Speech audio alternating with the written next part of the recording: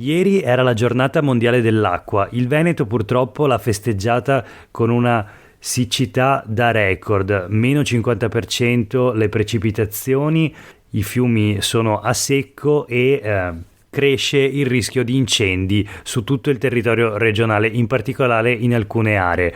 Ma facciamo un passo indietro, questo è Sveglia Veneto, il primo podcast dedicato all'informazione vista da nord-est. Oggi è mercoledì 23 marzo 2022, io sono Jack Calcetto e la prima notizia del giorno riguarda l'acqua, protagonista di alcuni articoli della rassegna stampa di oggi. Sia perché ieri si è celebrata appunto la giornata mondiale dedicata alla risorsa idrica, ma anche per la situazione ancora una volta di emergenza che il nostro territorio sta attraversando, con i fiumi a secco e appunto la siccità. Circa il 20-30% delle colture a rischio secondo le associazioni di rappresentanza degli agricoltori.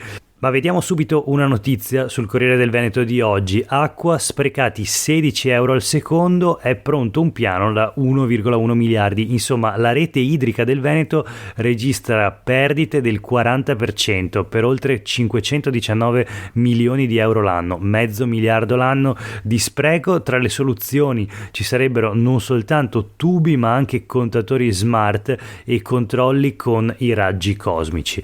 Un titolo veramente suggestivo, quello dell'articolo sul Corriere del Veneto di oggi. La spesa negli ultimi anni è stata straordinaria. Nel 2021 l'investimento è stato pari a 77 euro per abitante contro i 48,6 euro della media italiana, quindi si sta facendo di tutto per migliorare una rete idrica che comunque ad oggi è un colabrodo, quasi la metà le perdite che si verificano in sostanza sul totale dell'acqua pompata dai pozzi, dalle falde e dai bacini.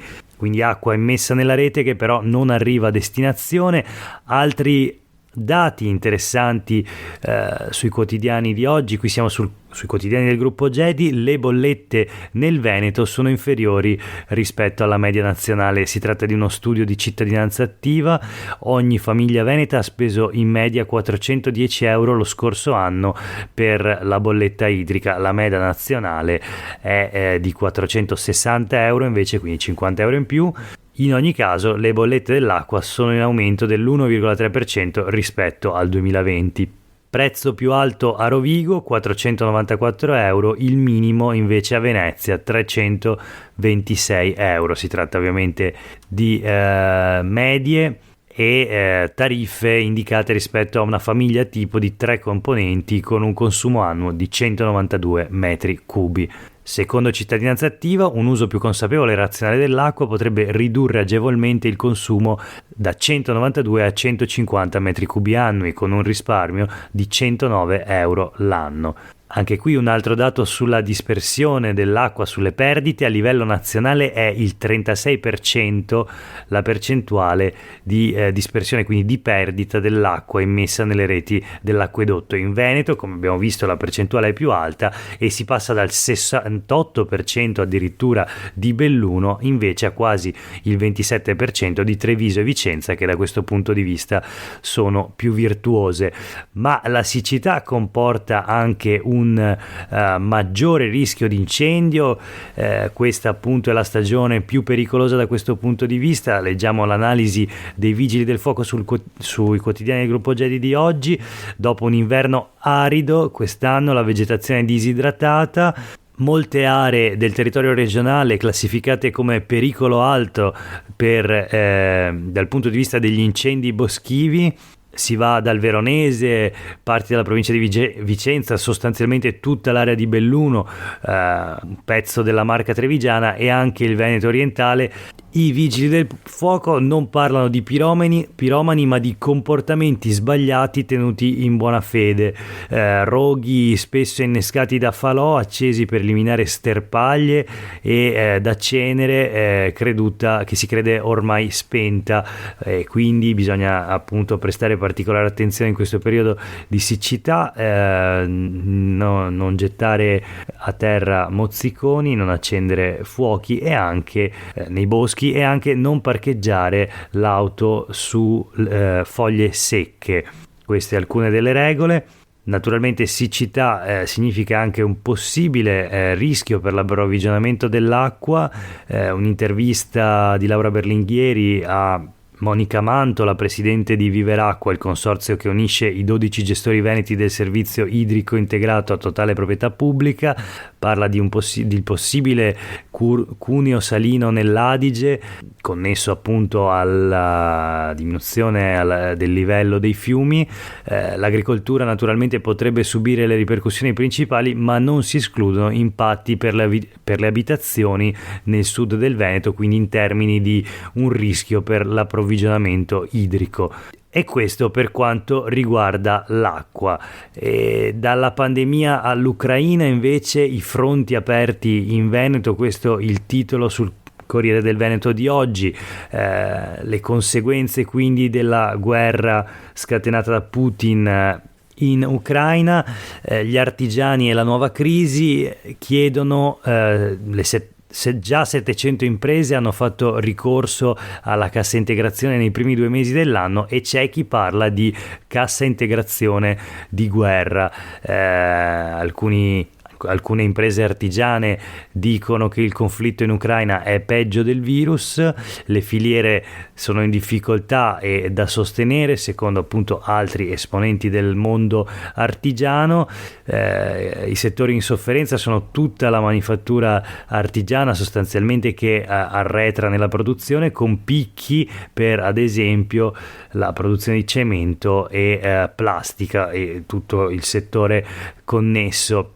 Quindi in sostanza la richiesta è di una sorta di incentivi e di sostegni ai settori più colpiti e una cassa integrazione di guerra.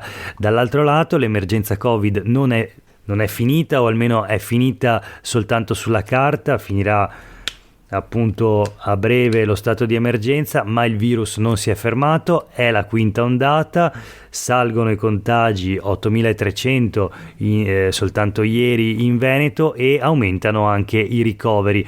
Ma attenzione, perché sulle pagine invece del Mattino di Padova e dei quotidiani del gruppo Gedi si trova una intervista al professor Andrea Crisanti che dice: ne usciremo tra 5 anni grazie alle molteplici immunizzazioni con un tasso di contagiosità del virus così alto, però le restrizioni oggi sono inutili. E quindi la proposta chiara di Andrea Crisanti, lo sta dicendo da qualche giorno: via le mascherine e riaprire tutto. Adesso le quarte dosi vanno fatte soltanto ad anziani e fragili. Una serie di altre proposte da parte del professore di microbiologia dell'Università di Padova: bisogna incentivare lo smart working e fornire agli anziani invece dei voucher per comprare tamponi per le badanti ad esempio e i parenti in visita. In ogni caso riaprire tutto è il messaggio e la richiesta, il mantra di Andrea Crisanti: basta mascherine, non hanno più senso le restrizioni. Anche perché il vaccino ha funzionato e alle condizioni attuali le misure restrittive possono solo fare il solletico al virus. Questa è la dichiarazione di Crisanti, quindi non vale la pena tenerle. Tornando invece a parlare della guerra, ma restando a Padova, l'Università degli Studi di Padova, con la rettrice Daniela Mapelli, ha deciso di stanziare 1 milione di euro per sostenere le borse di studio dedicate ai profughi. Contributi quindi per tutti gli studenti provenienti dall'Ucraina e per i dissidenti russi. C'è però una protesta da parte dell'Unione degli Universitari che dice: Ministero e Regione hanno messo troppi pochi fondi. È inaccettabile che il Ministero abbia stanziato meno fondi del BO, pretendiamo un impegno concreto anche dalla Regione perché elimini la tassa regionale per appunto i profughi. Un'iniziativa quindi sostenuta in modo autonomo dal bilancio dell'Università di Padova, del BO appunto, mentre in Regione infuria la polemica politica e si discute delle carenze di personale in sanità. Un articolo sui quotidiani del gruppo Gedi parla del caso incredibile che sta diventando ormai realtà diffusa sul territorio regionale, e cioè gli infermieri conducenti delle automediche. L'infermiere stile Hamilton, lo definisce Albino Salmaso in un pezzo appunto sui quotidiani del gruppo Gedi. Sono gli infermieri tuttofare che si occupano dall'assistenza ai malati alla guida delle automediche della Croce Verde e Rossa. Una sperimentazione avviata nella ULSS 7 di Bassano a ottobre dell'anno scorso, divenuta prassi costante, l'ha confermato ieri l'assessora regionale alla sanità Manuela Lanzarin, rispondendo con 4 mesi di ritardo a un'interrogazione della consigliera regionale Erika Baldin del Movimento 5 Stelle del Veneto. La proposta della funzione pubblica CGIL del Veneto, quindi del sindacato, è che gli infermieri siano sì presenti sulle automediche, ma in aggiunta e non in sostituzione dell'autista soccorritore. Dovrebbe essere questo il modello corretto da applicare nella nostra regione, dove quindi ciascuno svolga il lavoro per cui è stato formato, con criteri omogenei tra l'altro tra le varie ULSS, cosa che attualmente non è, visto che in ogni provincia il servizio è gestito in modo diverso. Si va da Padova, dove è esternalizzato, a Rovigo gli infermieri si sono rifiutati di fare anche gli autisti, invece a Bassano e Treviso c'è appunto è operativo questo modello basato ovviamente su infermieri volontari che si offrono di svolgere anche il ruolo degli autisti delle automediche. Tutto questo in un quadro di carenza generale di personale sanitario, ma in particolare una carenza drammatica per quanto riguarda gli infermieri. Allora non si capisce proprio il senso di metterli alla guida delle auto, ma secondo l'assessore Lanzarin, l'ha detto ieri appunto in Consiglio regionale, il doppio incarico non ha ripercussioni negative sulla qualità delle prestazioni. Il pezzo sul Mattino di Padova di oggi. E torniamo invece per brevi notizie flash sul Corriere del Veneto, dove ci sono una serie di dati. Ad esempio, il 12% è la percentuale di capannoni oggi dismessi e inutilizzati in Veneto.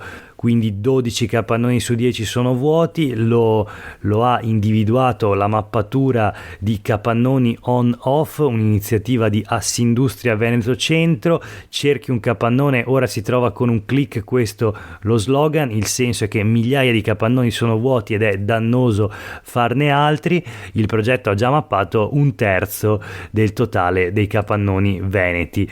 Sarebbe proprio il caso di riutilizzarli, anche spesso, perché spesso questi capannoni vuoti vengono trovati poi invece pieni di rifiuti. Naturalmente si tratta di discariche abusive o comunque conferimento illecito di rifiuti che non dovrebbero naturalmente finire dentro un capannone, ma ci sono stati già diversi casi nella nostra regione di questo tipo, e poi le bonifiche sono complicate, spesso finisce a pagare l'intera comunità. Testamento biologico: 14.500 sono i veneti che hanno firmato il proprio testamento biologico. I testimoni di Geova sarebbero i più assidui, poi le sessantenni di cultura medio-alta.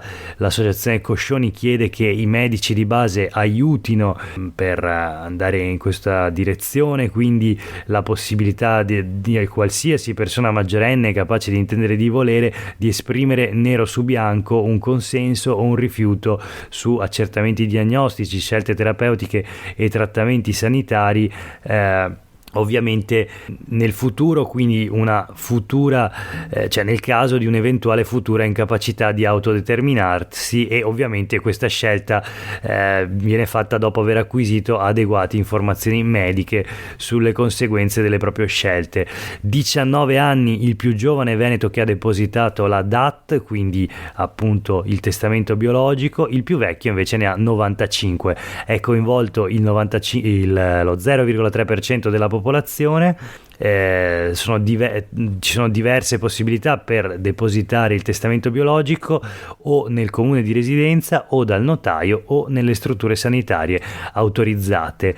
L'ultima notizia di oggi sulle pagine del Gazzettino, invece, il sondaggio di Demos, appunto per il quotidiano locale Il Gazzettino, sulla legge 94. Si parla quindi dell'aborto e scende la richiesta di una legge più restrittiva, ovvero secondo il 67% dei veneti la legge 194 va bene così. Soltanto il 33%, quindi un veneto su tre, è convinto che si debba rivedere la legge sull'aborto per limitare ulteriormente i casi in cui è lecito.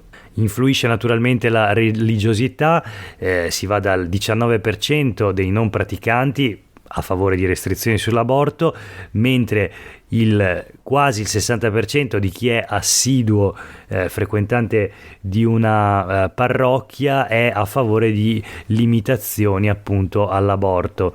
Più limitazioni le chiedono anche, se si guarda la variabile politica, gli elettori di Fratelli d'Italia e anche del Movimento 5 Stelle. In ogni caso, il trend generale è che dopo 15 anni tocca il minimo storico la richiesta di limitazioni dell'aborto e quindi di una revisione della 194. Nel 2007 era il 44% degli abitanti del nord-est a chiederlo, ora soltanto il 33%. Per oggi è veramente tutto, grazie per aver ascoltato Sveglia Veneto, io sono Jack Calcetto, a tutte e tutti voi una buona giornata.